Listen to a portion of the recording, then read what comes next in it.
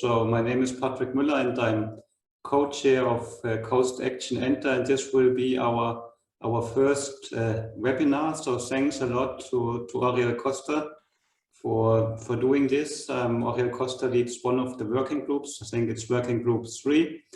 And he is associate professor at the Autonomous University in Barcelona and also at eBay in Barcelona, and he has published widely on EU foreign policy and the interaction of the EU's international relations with international institutions. And today he talks about shades of politicization, a contested EU foreign policy in a changing international system. And I think many of you anyway are part of our Coast Action, so there's no need to say so much about it. Maybe very briefly, the Action is mainly interested to look at EU foreign policy in times of internal challenges and simultaneously external challenges. I think the kind of EU wording for this is now the polycrisis. So Oriol, without much further ado, I would give the floor to you, and I look forward to your presentation. So, good afternoon, everybody. I'm glad to see so many friendly faces. It's been a long time. I'm eager to go back to meeting people in a real sense of the word. I see Dario nodding, which is nice too. But I do enjoy meeting people still on screen, so that's at least it's better than nothing. Today I'm gonna be presenting basically what we have been doing at the Working Group 3 up until now, and giving a hint about what our next steps might be. This is a working group which is part of a broader project. Patrick has introduced the project anyway. And what we have been doing so far is a couple of special issues. The first one was published by the end of last year, and it was guest edited by Franziska Petri, Elodie Thevenin, and Lina Liederbauer, who are among the youngest members of our group. And it was published in Global Affairs. I think it's a terrific collection of papers, and I invite you to take a look at them. And then there's another one well into the pipeline, about to be published hopefully next autumn. It's now under the second review, and it's going to be published in European Security. And some of the people who are around here today have contributed to that effort, so I'm really glad about that. And it's guest edited by Katia Wiedenkopf and Magdalena Gora and myself, and that's why here in my previous slide I also included them as authors of this presentation, because this is very much the result of something that we have been doing for a few months now. Okay, and then we have a couple of additional projects which are in their very early phases, and which I will go back to them later on by the end of the presentation. So in a way, it's sort of an accountability exercise here. It's since this is taxpayer money, it's a sort of a midway review of what we have been doing. Let's go back at least a decade ago, perhaps even more.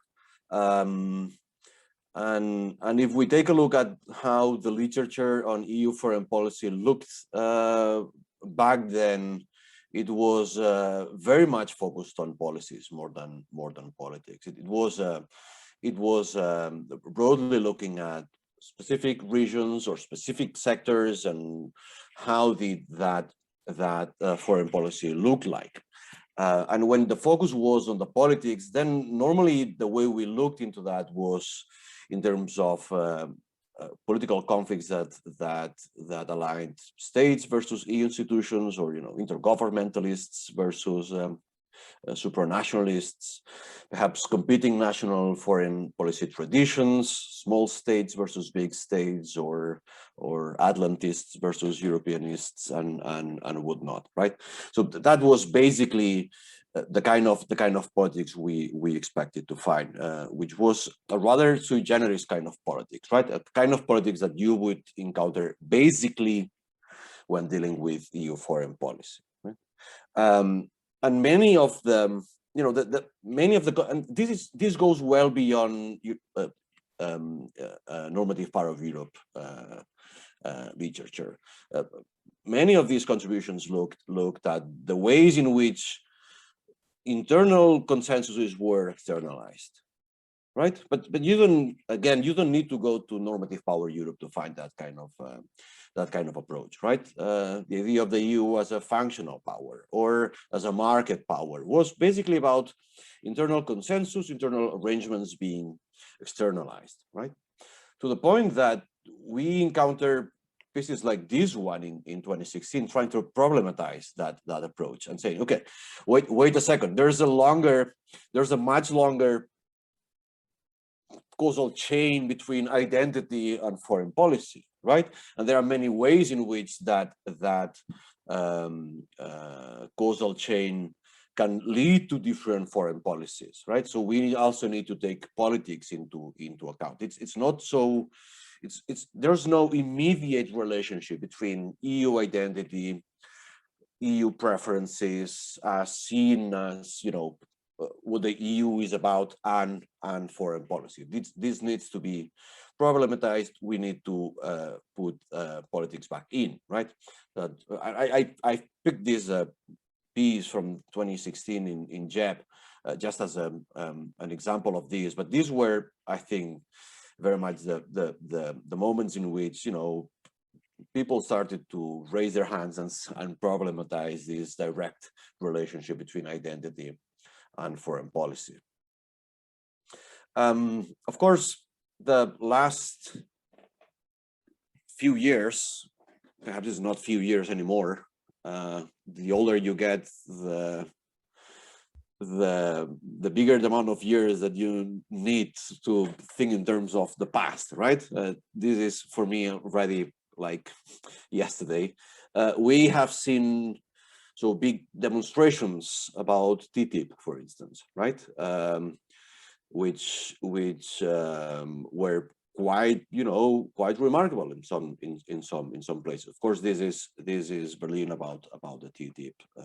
I think that would be 2015.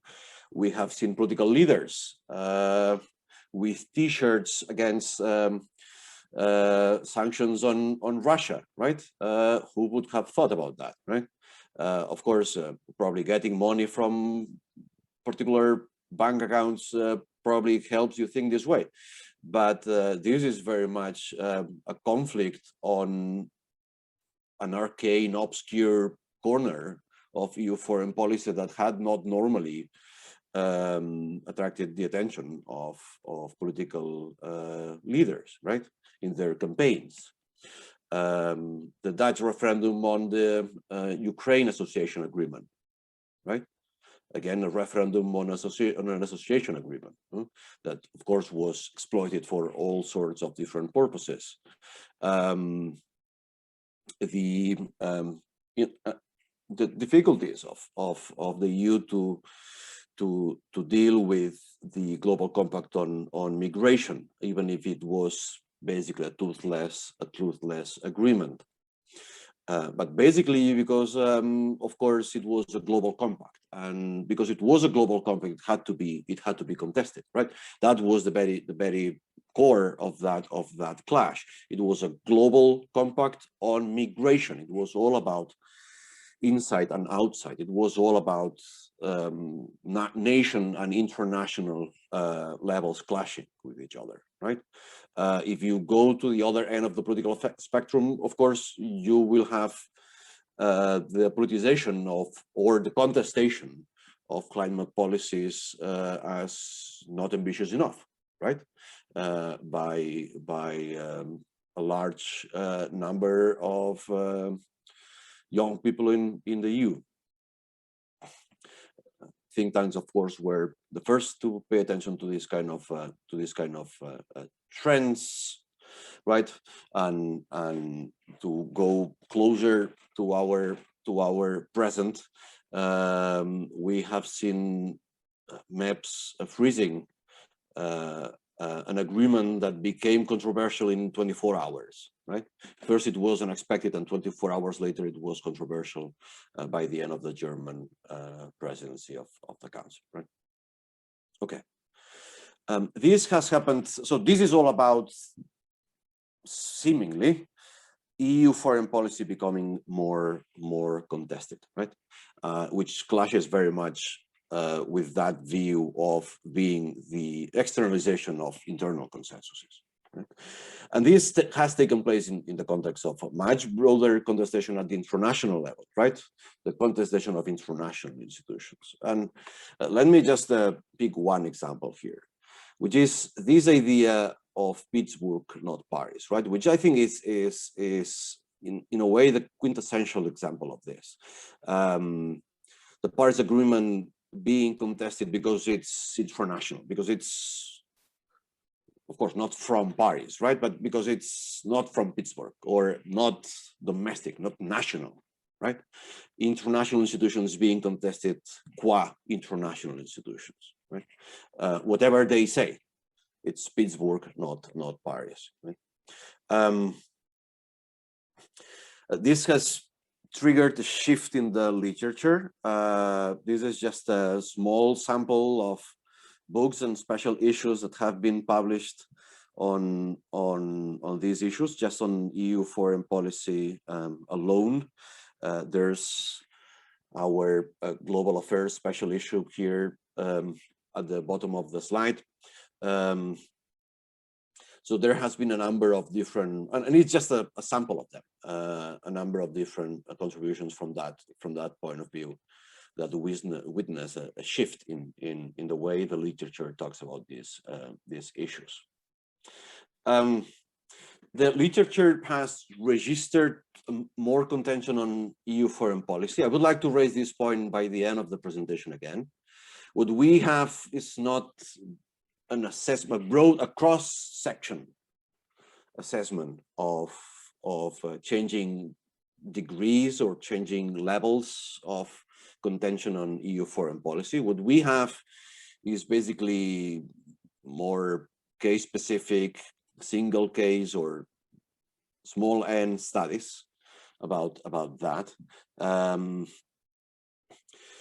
We have also not only stuff on regulatory norms or policies, but also on procedural norms, on the norms that ease the consensus making machinery at the council level, for instance, right?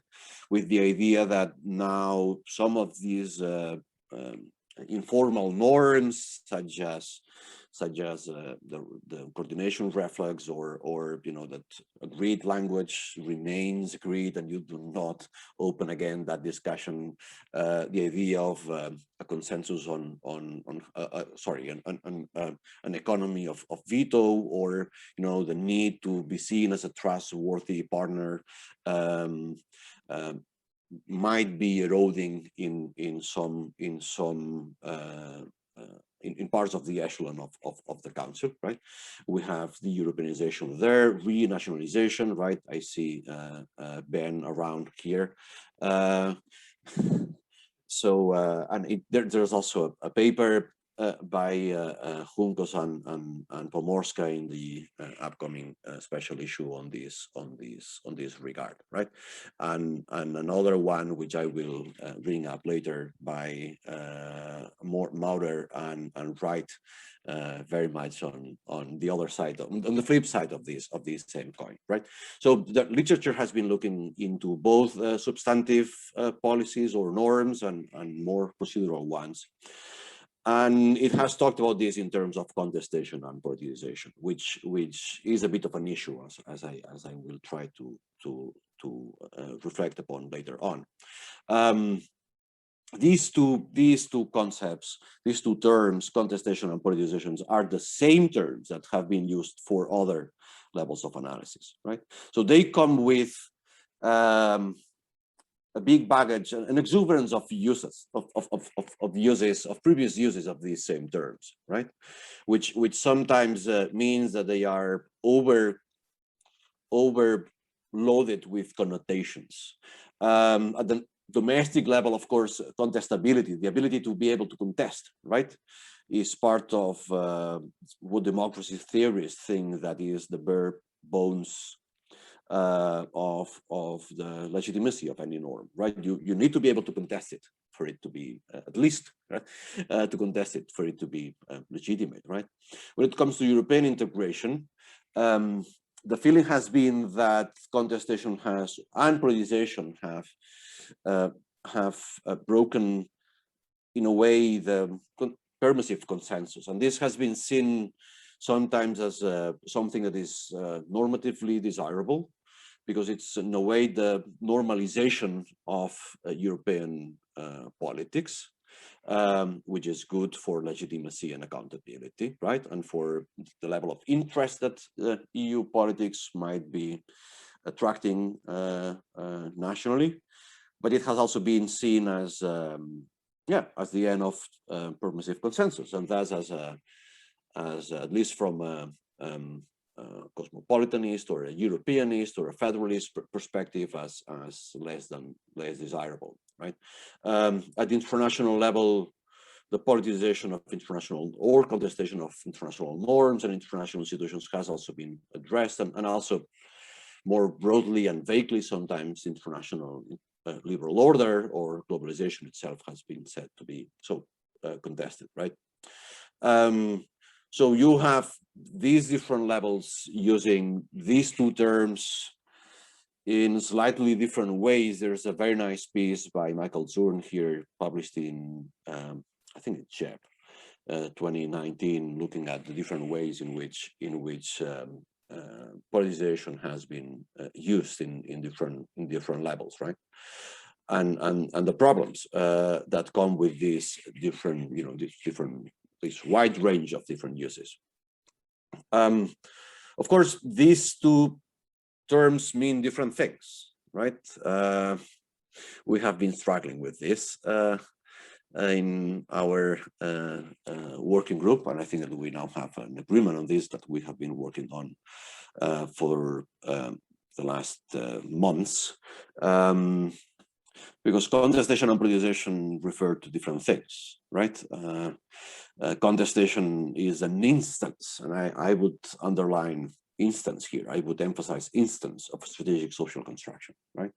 That aims at undermining or displacing an accepted or emerging intersubjective meaning, so accepted or emerging norm, while politicization is an expansion, right? So it's not an instance, but something that implies change of political conflict within the political system, which is normally, you all know about this, operationalized as implying polarization, so broadening of the differences between the stances taken by different actors, actor range, so the number of the diversity of actors that take part in political conflict, and the salience of that political conflict. And I will go back to salience later on.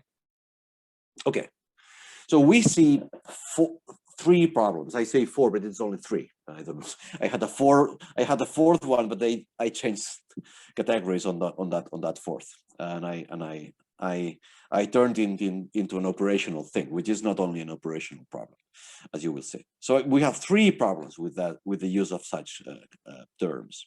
The first one is that they have been used in a sloppy way, even in an interchangeable way. I've been referring to both of them together for the last few minutes, as if they meant the same thing, right? But of course, we should be able to distinguish between one and them. The second one is that they have been seen as implying a previous age of consensus that is seen, which first is probably not empirically true, and secondly is seen as normatively desirable, right? There's the golden age of consensus, which is seen as the good old times, which are now spoiled by contesters, by challengers that are just using foreign policy to talk about other things, right? Which is sometimes what politicization has been seen to imply, right?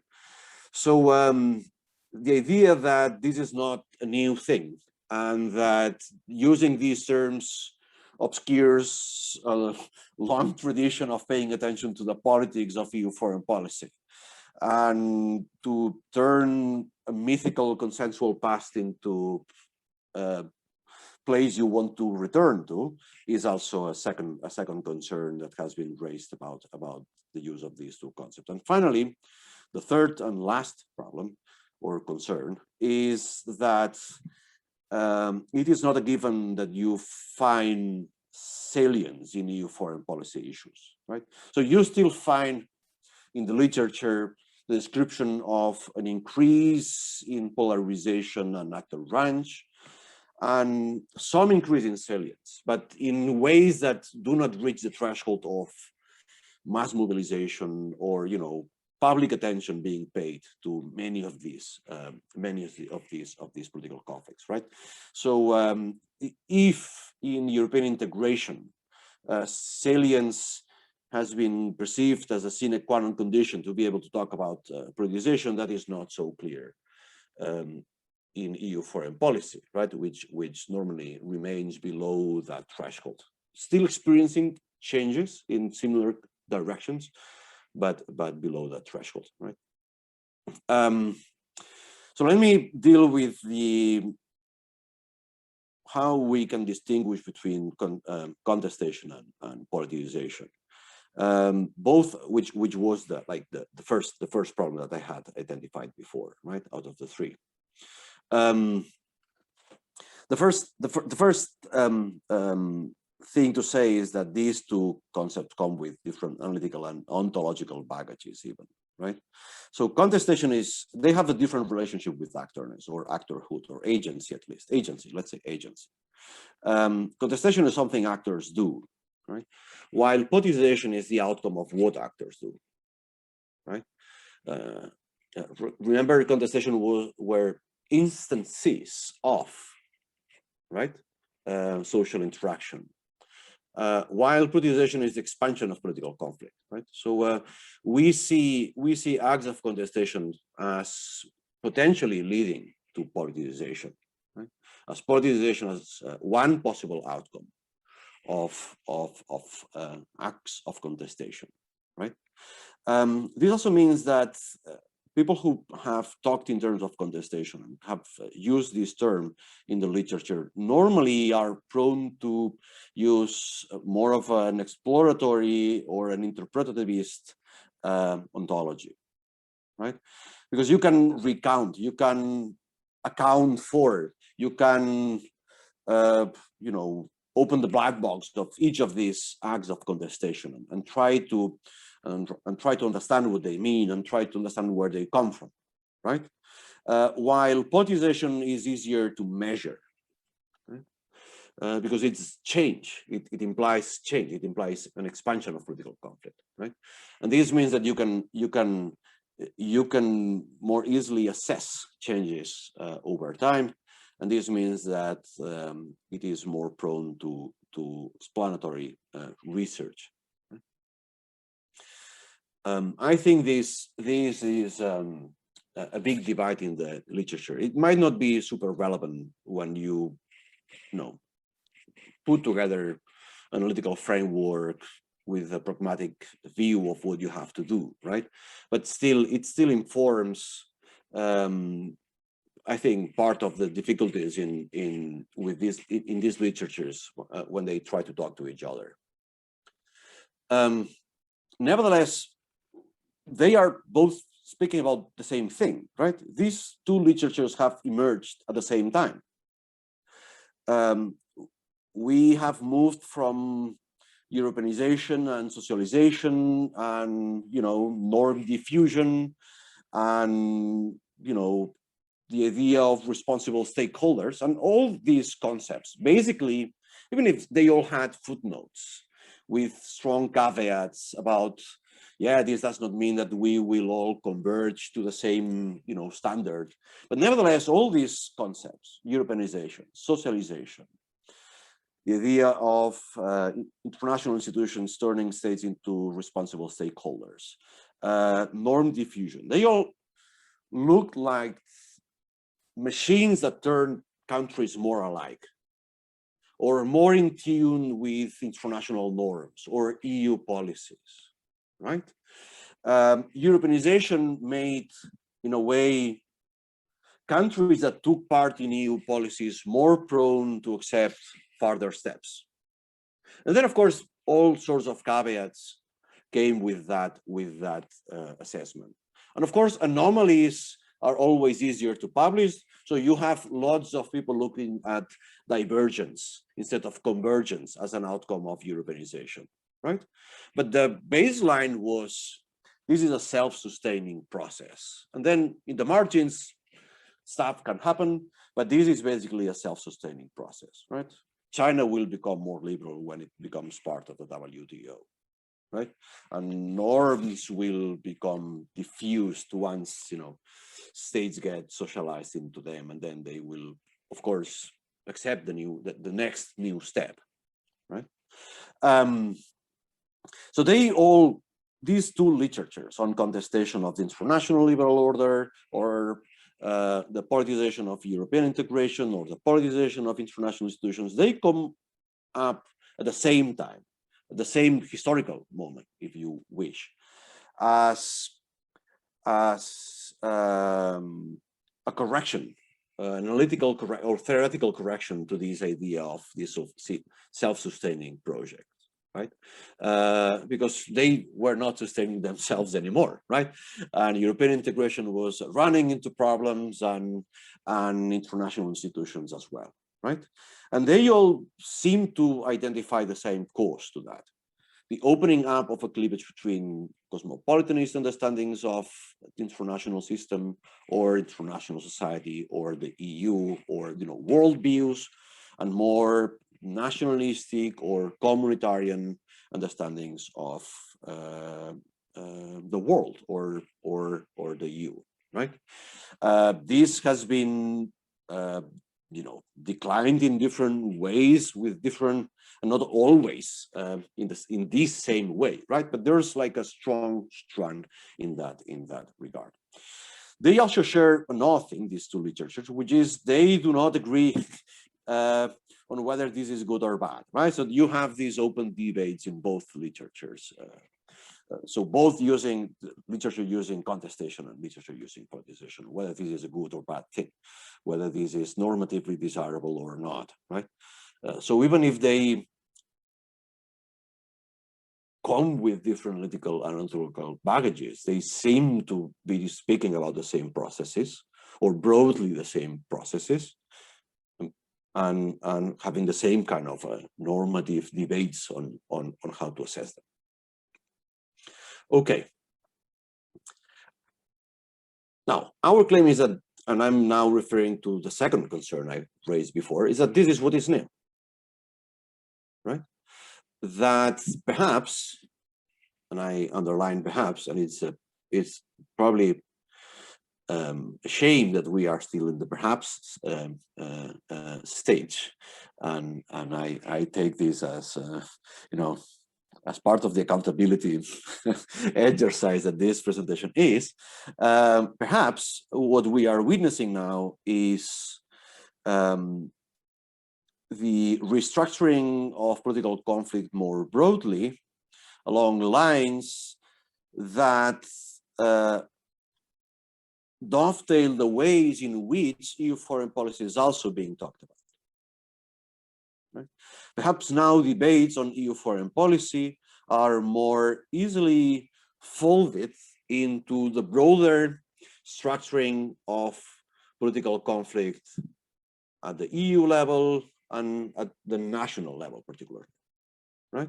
If it is true that at the national level, the left-right cleavage has been supplemented by this cosmopolitanist or communitarianist versus communitarianist, or you name it, right? There are many ways to talk about this. Demarcationists versus integrationists. If that is true, then perhaps what we have is EU foreign policy debates being used in terms of that cleavage, or being folded in terms of that cleavage, or being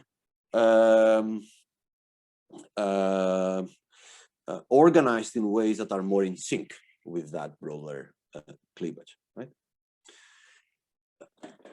So from our point of view, this would mean that, of course, disagreements on EU foreign policy are not new. This is not what is new. We have had them before, but they have been rarely in sync with the broader structuring of political conflict beyond EU foreign policy circle, right? And if this has changed, then perhaps it makes sense to,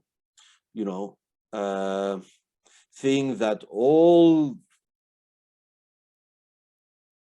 all this is part of the same process, right? That all this makes sense, that all this is in a way connected, right? Now we can talk about EU foreign policy in ways that might have a broader hearing, in ways that might have a broader audience, and that gets more, and this means more polarization, a broader actor range, and probably a bit more salience, right? Because all of these might now be resonating with debates that go beyond the clique of observers and practitioners of EU foreign policy. That's making acts of contestation on EU foreign policy more likely to lead to greater politicization, right? I would like to make two additional points on this, what is new issue. The first one is that, it makes sense in a way, right? EU foreign policy is the boundary between the internal and the international in different ways. It's at the boundary between the domestic and the international, the domestic and at the EU level, the EU and the international, right? It's a boundary spanner in many different ways. And of course, this cleavage is very much about what happens at this boundary, right? So it would make sense to see EU foreign policy being affected by this. And the second point is that if this is so, then the implications could be really relevant, right? It could have an effect on the capacity of EU foreign policy as a system, or as a collection of different systems to produce consensus. It would also imply greater interest and perhaps accountability of EU foreign policy making. And it would challenge the international role of the EU. It would make it more contentious, right? So what kind of negotiated international order would be pursued by the EU if the EU itself becomes more of an a negotiated international order, right? More of a place in which differences about the international order are negotiated, right? Of course, this goes back to all debates on EU security policy being as much, or foreign policy also being as much a system as an actor, right, for foreign policy. Okay, we have tried to deal with these different issues by being a bit more granular on the dependent variable, and this is very much one of the contributions we would like to make in the special issue that we hope to publish next autumn with European security. As said before, politicization has been operationalized as implying actor change, polarization, and salience, and bigger salience. And at least when dealing with EU policies, and finally, EU foreign policy is that as well, right? It's an EU policy. Salience has been seen as a big element here, as a sine qua non condition, right? This is a problem for us because mass mobilization is not always there, and most of stuff happens below that threshold. So we have come up with a more granular way to assess changes in political conflict, right?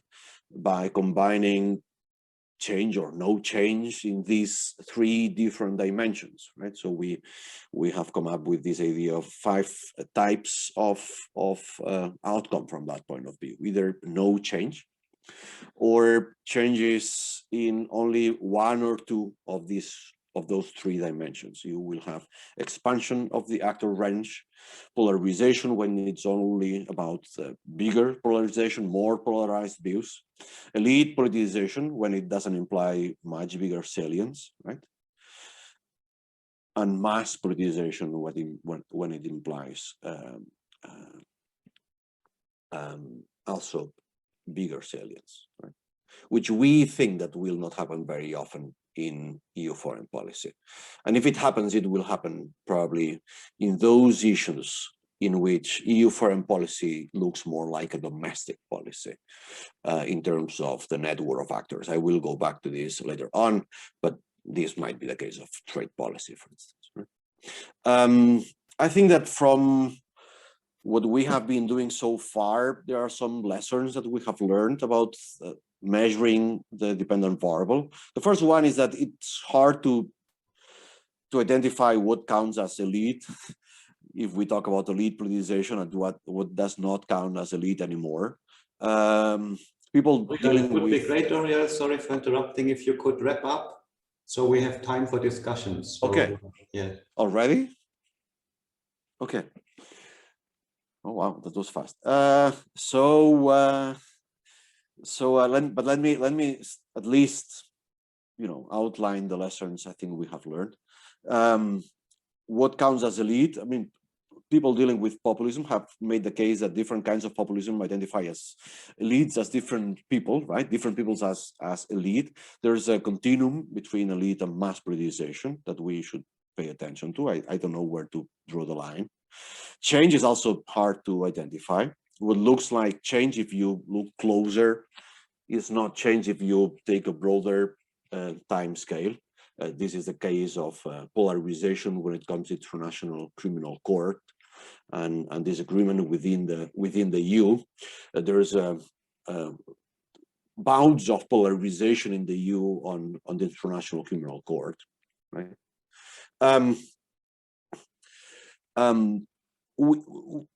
There seems to be quite some capacity of procedural norms to sustain contestation. That would be the take by Moore and Wright and Juncos and Pomorska. It seems that procedural norms have been able to keep up, at least up until now, in spite some degree of contestation by some member states. And finally, and this was the 4th concern I mentioned before, finally, research militates against being able to really measure change in politicization. Politicization implies spillover from one arena to another arena, from the council to the parliament, for instance, or from the parliament to public opinion or to the media. And the way research is organized is normally in an arena-specific way. So people dealing with the council deal with the council and do not look at the parliament. People dealing with the parliament look at the parliament and do not look at, for instance, national parliaments or the media. So it's really hard to measure politicization as a process happening across different arenas, which is in itself probably, you know, something that we should be able to do, right? If we want to measure politicization. I will not deal with independent variables because I have to drop up. Let me say that anyway, there's here, I wanted to reach here. There seems to be different contexts that lead to different kinds of contestation and politicization, right, of EU foreign policy. This comes from a special issue that has already been published and guest edited by Elodie Thevenin, Lina Liederbauer, and Franziska Petri. They identify different patterns in different You know, in the intergovernmental field, it seems more of a problem to reach a consensus once you have a contestation, of course, but this does not need to be the case of the external action part of EU foreign policy or of internal policies with an external dimension, right? If you deal with trade and enlargement, it seems that what you have is a much broader relevance of actors outside the EU machinery when dealing with when you try to map the contestation, right? So there seems to be a difference here between, you know, how much authority has been pulled at the EU in terms of EU foreign policy, and there's a great deal of variation. Let me just mention the project we have ahead of us. We have two of them in the early stages. Unfortunately, the pandemic has hit us quite strongly on one of them, because one of our leading people for the first one, which has to do with mapping the dependent variable in a systematic fashion, in a more systematic fashion, has been our good friend has been sick for quite a while. I hope he is now getting better faster. I see a thumbs up, which I'm really happy about. And the second one is that we would like to look at the implications of contestation, the broader theoretical implications of contestation for the study of norms in EU foreign policy, right? Try to give it a theoretical twist, and this will take place together with Working Group 4. We have a workshop in the mid-October about that, with a very nice lineup. It looks, I think, very, very promising. So this is what we want to do in the next few months, or years, next couple of years, map out the variation in politicization, and then try to figure what this means for norms and EU foreign policy. Thank you very much. Thank you so much, Oriol. And I think we can now stop the slide sharing. That makes it easier also to interact. And it's really great, you know, so many people that you already mentioned during your presentations are here today, and there are others that I know work on similar issues.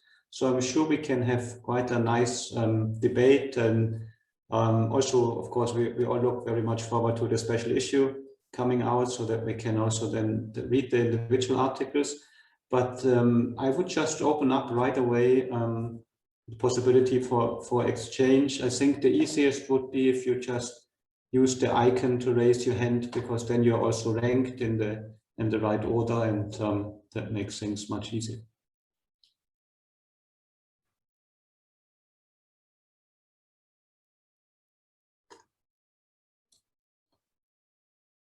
All right, so Dario, please, you were the first one. Somebody needs to start and break the ice, so I might as well be me. Thanks, Oriol, for the enlightening presentation. You gave me quite a lot to think about. I wrote down quite a lot as well, thinking about Antonio's and my paper as well, and how to incorporate all of it.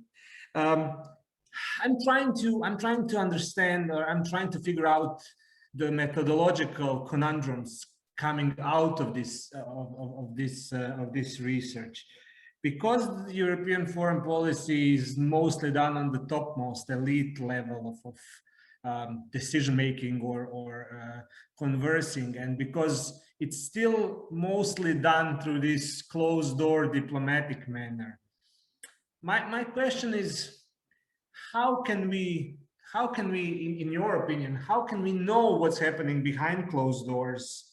And if what we are seeing through conclusions, through media representation, or something else, is a true representation of contestation that is happening behind closed doors in the European Council or somewhere else?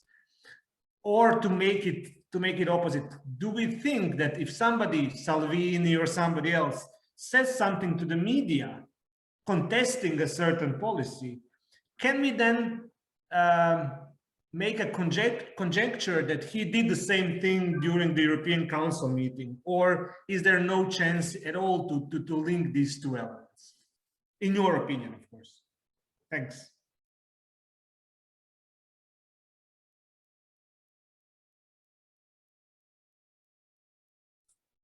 Yeah, Oriol, I think you can take this question right away, Oriol.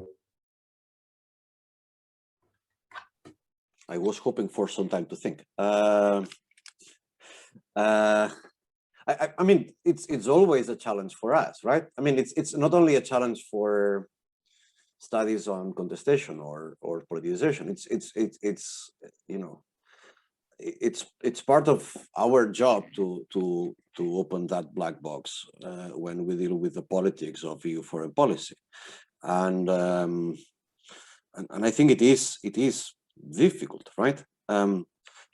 What I would say is that, to turn your question around in a way, I think that particularly when we deal with contestation and politicization, it should be easier than when doing other stuff on this, right? Because we would expect contestation and politicization to make sense outside of closed doors, right? If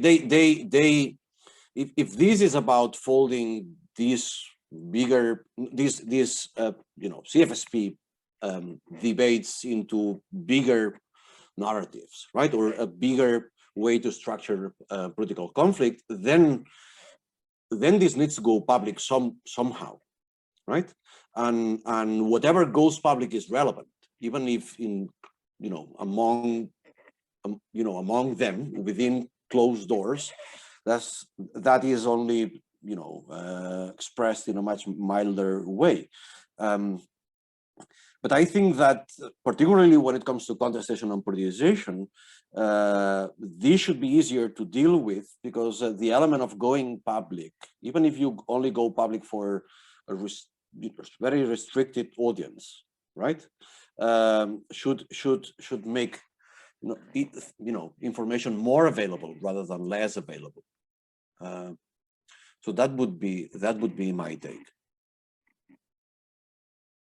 Thanks. Sure. So then we have Heidi and Julian, and I think we just take you, both at once. So please, Heidi, start, and then. Yeah, hello everyone. It's really good to see you, and thanks, Oriol. I took lots of notes, although I have all the notes still from last year. But I think there's always so much that I take away from your presentation. So really good things. And maybe first a comment. What I found really interesting in your definition of contestation now that you showed is that you put strategic in there. You said it's the strategic social construction, and then it went on. And that reminded me very much of Karolina's and Anna's point, that contestation, let me say it this way, I still struggle to sometimes see what is contestation and what is just politics. But if politics is interest representation, then contestation could be that you strategically contest, not because you want to represent your interests in a certain debate, but because of some other reason. And I found it really interesting. So maybe there's a bit more to think about. A second question to you, or maybe just generally out there, that what I'm still struggling about is maybe we have to talk about different types of contestation. And I think you already had it a bit. I think we have to do a bit more work on when is contestation good and when is it bad, normatively, But I was also thinking, what I'm still struggling to see, is contestation a political process or is it a social process? So, and when we talk about opening up to different actors, we actually make it a social process. But where do we then stop? Because otherwise everything comes contestation. And maybe the third point, and I think we got that very much from our reviewer too, when we were working with this special issue, because reviewer 2 very much disagreed that there is more contestation. So, and I think we got really good comments in forcing us to say what is not different than what has been happening in the last 50 years in EU foreign policy making. And maybe we also have to think a bit more about alternative accounts. So one thing could really just be, well, there's more contestation because there's more European foreign policy making. So how can we counter this? So even if we see more, I think also interlinked dynamics, is the quality not different than maybe 10 years ago? But linked to these alternative accounts, I was very much reminded of a discussion that I once had with Calypso Nicolaides. And she always said, you know, as soon as you institutionalize, you close the political space for things just happening randomly. So in the end, by institutionalizing, you actually restrict this anarchical political fight that would go on. And I wonder, maybe we just see more contestation because now the contestation is visible, because we institutionalized it. We pulled it into our rules and structures. But the conflict was always there. And just to give you an anecdote, I was just listening to the Croatian president, and sorry, Dario, I forgot, but he's a really fun guy. And he said, you know, I met Orban. I actually realized I like this guy, although I disagree with everything he represents. But he was saying, you know, but now the world is, we don't shoot each other anymore. We are good neighbors, even if we disagree. And that I think is the point. We institutionalized, we created fora where we see this contestation happening. And maybe that's a good thing, because it's not just happening out there in an anarchical world where people start shooting each other. So maybe just 3 ideas which are very much questions where I thought, oh, maybe I never want to think about contestation again in my life. But thanks so much. I think it was really, it's really good to see also how your thinking evolved over the last months. Great. Julian, shoot away as we're speaking of shooting. Great. Hello, everyone. And thanks, Oriol, for this great and inspiring presentation. I got 2 questions, one on the conceptual level and the distinction between contestation and politicization. I mean, I found it very convincing and also very innovative that you clearly delineated the 2 concepts. And I think this was something that was missing in the literature. However, at the same time, I was also wondering whether this distinction between acts of contestation and politicization as an outcome, whether it still really holds in some instances. For example, in our special issue, I co-edited with Jan Orbi and Christine Hacknisch on EU development policies. We had some papers that were also looking at how EU actors try to depoliticize certain issues, try to decrease purportedly the salience of things reacting to contestation. So their papers also spoke about politicization as a strategic act in a way. And I was wondering whether this would still fit in there, or whether you would argue this would be contestation or decontestation then, in a way, if you depoliticize issues. And the second question I had, I mean, at least when it comes to development policy, we also realized that there's what we termed outside-in politicization, so that with outside of the European Union, actors contest and also try to increase the salience or the polarization about EU development policies and specific issues. And I was just wondering to what extent in the special issue that you co-edited, to what extent you also see this external contestation. And yeah, I was just interested to hear some examples. Yeah, that would be for my case. But again, thank you very much for the great insights.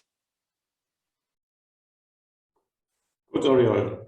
Now you had some time to think, but there's a lot on your plate. Okay.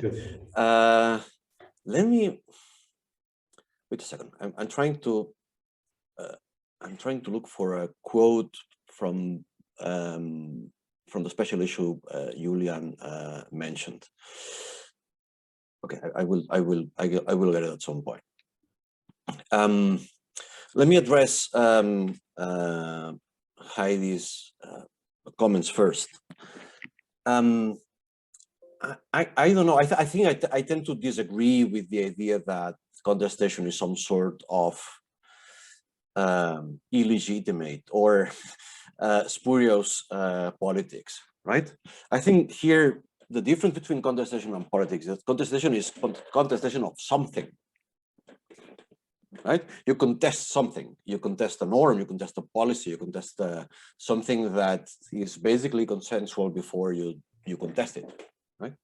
So, or an agreement or a proposal for an agreement, right? So I think that's the difference, which is basically a grammatical difference, if you wish,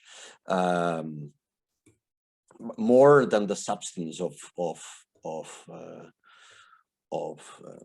the act, right? Any difference in terms of the intentions behind the act or or anything in that line.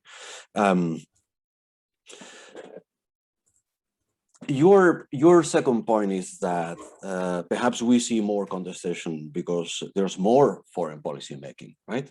And I think that is precisely why we have introduced politicization into the mix of our concepts. Even if we had not, when we were drafting the application for the cost action project many years ago, but finally we have introduced it, right? Because what we are really interested is to look at not at contestation itself, which we see as always having been there, but what is new is that it might lead more more frequently to politicization, right? So that's like the threshold that we are looking for, or that's the way we think about this, right? Contestation has always been there, or not. It might have, now it might be more frequent or less frequent in one issue area or another one. But what we look for is for changes along that typology of 5 different positions, in a way, in politicization, right? And these might help us control for the idea that you just have more contestation because you have more policy making, right? And I think that this is also the way to deal with your last question, which is how do you measure, right? So we do not want to measure, I think, the level of contestation, which is harder to identify, but the other stuff. Now, on the distinction between on Julian's comment, I had always thought that the differentiation in your special issue between both concepts was very much in line with ours. And I think that we even have a footnote in our in the introduction to our special issue with that argument, right? You basically say that politicization involves making something a matter of a wide public discussion that can take place in different arenas, which is not necessarily the case of contestation, right? Which might take place behind closed doors, which actually dovetails my response to Dario from before, right? But politicization will, in a way, by itself imply some sort of going public, even if you define public in a very restricted way. But you are absolutely true. I had a slide on depoliticization, but since I had spoken already too much, I could not address it. Politicization is, in a way, a reaction to a previous depoliticization, right? Or moving decision making from majoritarian to counter-majoritarian institutions, right? This might be within domestic politics to regulatory agencies or independent central banks, and internationally, and at the EU level as well, it has also been identified with pushing authority to the international level or to the EU, right? So in a way, it's not that contestation there's a response to contestation that is, in a way, depoliticization, but as well, politicization might be perceived as a reaction to that previous move to keep some key decisions outside of majoritarian institutions, so-called majoritarian institutions, right? So democratically elected institutions, right? And which are then balanced by counter-majoritarian institutions. So I do not see this as in any way as a problem. I would embrace your characterization of this very much, and I think that it is a very healthy reminder that we tend to look at contestation and politicization as things that have come to break the good old age of permissive consensus under which everything was so easy. And now, you know, all sorts of actors are looking from the outside in. And this is a bit of a nuisance, but I think that there's a good case to be made that that is a good thing. And that is a healthy reaction of democratic polity, right? And then, of course, there might be spurious uses of that or not so spurious uses of that, but it might be also a healthy reaction by democratic polity. Right?